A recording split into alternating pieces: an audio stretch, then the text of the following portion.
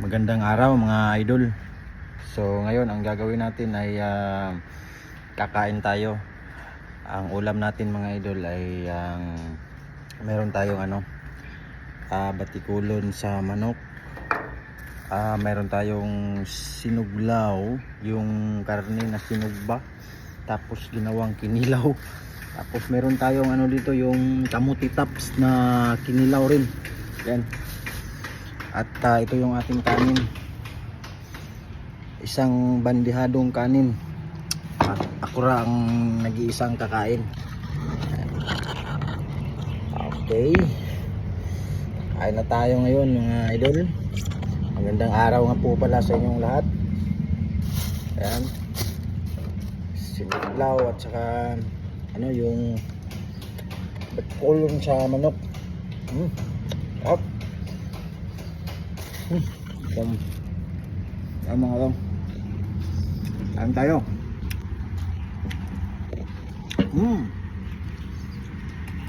Tamang tama yung timplada ng kanilang batikulon sa manok. Ito yung sinuglaw. Wow, sarap din.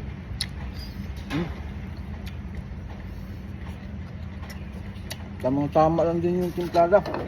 Magaling magtimpla. Wala tayong lalagyan dito sa yung ating kinilaw na kamuti tops dahil hindi pa ako nakabili ng mangkok. Ayos, magaling din. Maayos din yung pagkatimplada ng ating kinilaw na kamuti tops. Ayos.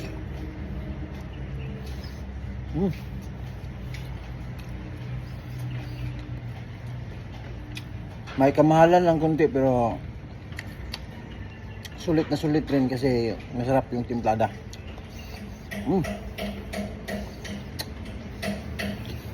Oh, yummy.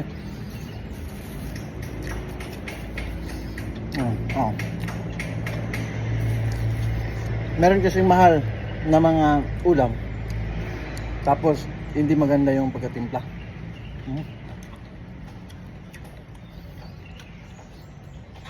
Ayun.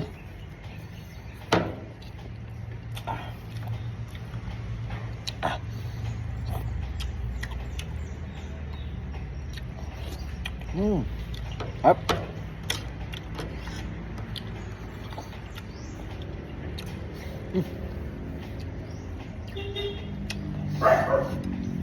Shout out sa mga supporters natin ng mga diehard hanggang ngayon na sumusuporta pa rin sa atin.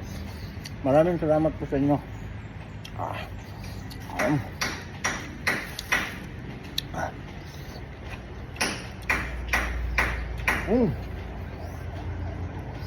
Ayos.